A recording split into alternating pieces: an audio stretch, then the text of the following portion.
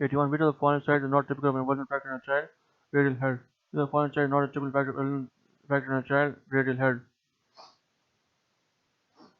Question 82. CT scan shows highly vascular mass in the nasopharynx with widening of the pedicular paradigm fossa and invasion of the sphenoid sinus.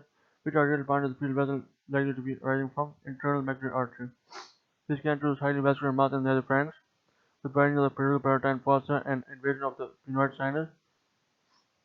Highly vascular mass in the nasopharynx with widening of the pedicular palatine fossa and invasion of the sphenoid sinus. Which arterial part of the field vessel likely to be arising from? Internal maxillary artery.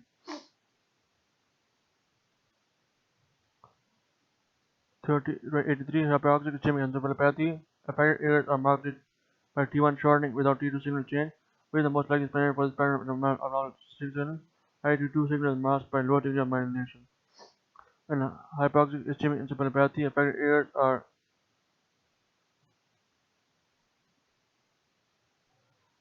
marked by T1 shortening without T2 signal change. Which is the most likely explanation for this pattern of abnormal signal? T2 signal is marked by lower degree of myelination. And hypoxic ischemic encephalopathy occurs in a young child with a neonate. So in him that he has low degree of myelination. So I2 is masked by low degree of myelination because the brain is yet developing. 84. Radiograph shows bilateral bowing of the femur, bilateral bowing of the femur, and tibia with genuine venom, adrenal findings with generalized osteopenia, deficient trabeculation, multiple fractures and cortical thinning, which are 9 cause osteogenesis imperfecta. Bilateral bowing of the femur with genuine venom, generalized osteopenia with deficient trabeculation, multiple fractures, cortical thinning, which cause osteogenesis imperfecta. Rib fracture. This is osteogenesis imperfecta shows decreased density of bones, short fragile bones, fractures in femur, ribs, and bones. Different diagnosis, Better baby syndrome. 85. Clinical story of the sacral suture of the skull result in which skull wall shape abnormalities, scapulocephali. Clinical stosis of scapulocephali. Clinical stosis of sacral suture of the skull shows seen in scapulocephali. And brachycephaly shows bicoronal or lambdoid suture of clinical stosis or fusion. And trigonocephaly metropic suture fusion. Question 86. Again, scapulocephali, trigonocephaly, brachycephaly. The 2-year-old boy with jaundice, abnormal pain, and pre-college puberty, horizontal heterogeneous, hypoechoic tension mass with areas of cortical calcification within the right lobe of the liver, most likely diagnosed hepatoblastoma. It is the commonest benign tumor seen in children under 4 years of age of liver. A 2-year-old boy with jaundice, abnormal pain, and pre-college puberty, horizontal heterogeneous, hypoechoic tension mass with areas of cortical calcification, in the right lobe of the liver, most likely diagnosed hepatoblastoma. The hepatoblastoma, meningoendothelioma, VHL, and choledochal cyst.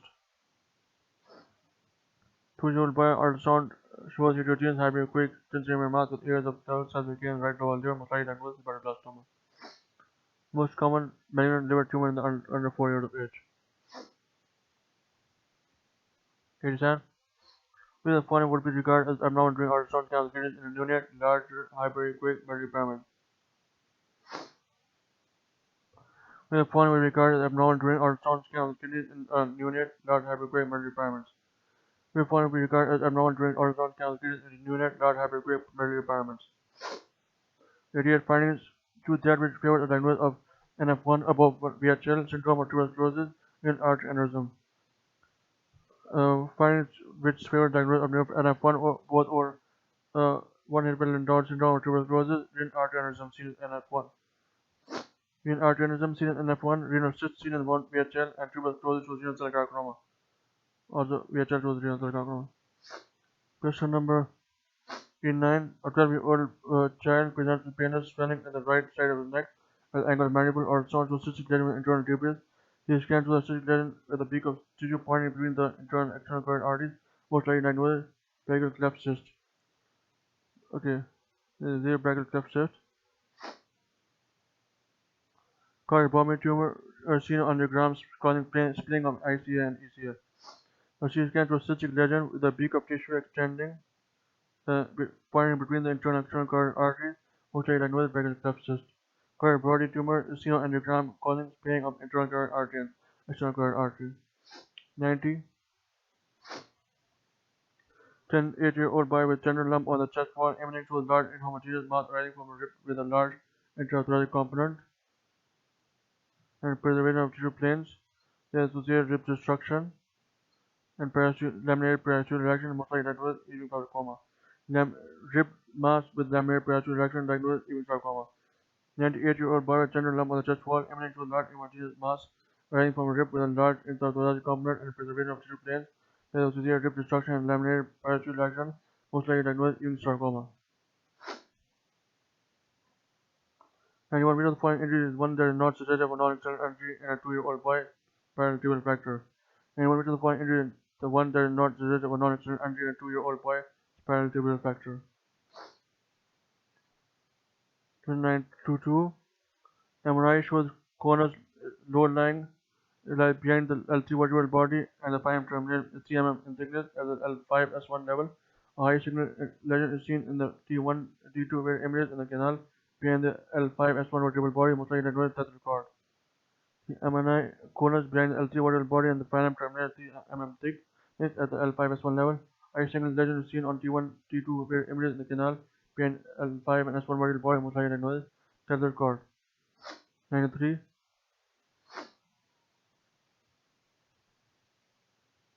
3-week-old girl with congenital cardiac failure or sound shows ill-defined complex heterogeneous 5 cm mass in the right lobe of liver containing multiple vascular channels on top of her sound scan, was diagnosed infantile hemangioendothelioma. Now, infantile hemangioendothelioma is associated with congenital cardiac failure. Also, vein of Kellel malformation is associated with congestive cardiac failure. Then, infantile hemangioendothelioma is seen in 6 months of the child. It has congenital cardiac failure, and hepatoblastoma has calcification and no Doppler flow. So in the other option, hepatoblastoma cannot be because it has calcification and no Doppler flow. A 3-week-old girl with congenital cardiac failure or sort of ill-defined complex heterogeneous 5 cm mass in the right lobe of liver containing multiple vascular channels on Doppler ultrasound scan, most likely diagnosed infantile hemangioendothelioma. 94. Which fever support diagnosis of dermatitis rather than epidermolysis? Low adrenaline on CT scan without it has fat. Which feature would support diagnosis of dermatitis rather than epidermolysis? Low adrenaline on CT scan because it has fats. 95. 11-year-old boy with fever, vomiting, and right lower quadrant pain, and incompressible fluid-filled tubular structure, and enlarged mesenteric lymph nodes diagnosed with mesenteric adenitis. Compressible loop, and there is no bleeding. So, 12-year-old boy with fever, vomiting, and right lower quadrant pain, and incompressible fluid-filled tubular structure, and enlarged mesenteric lymph nodes diagnosed with mesenteric adenitis because of the compressible loop and there is no bleeding.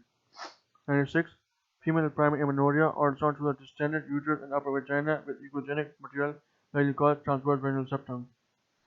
Female primary amenorrhea or sound through the distended uterus and upper vagina with echogenic material likely cause transverse vaginal septum. Transverse vaginal septum is the most common cause of primary amenorrhea. 97. No factor is seen, but elevation of anterior and posterior humeral fat pad injuries, propagandinal fracture. 97. No fracture is seen, but elevation of anterior posterior humeral fat pad injuries, supracondylar fracture. 99. 98. Bulging right heart border and a wide supremediastinum, Stroman appearance is seen in TAPVR. Stroman sign is seen in total anomalous polymerase return. 98. Bulging right heart border and wide supremediastinum, Stroman appearance seen in total anomalous polymerase return. 99. Boy with leukemia and severe neutropenia.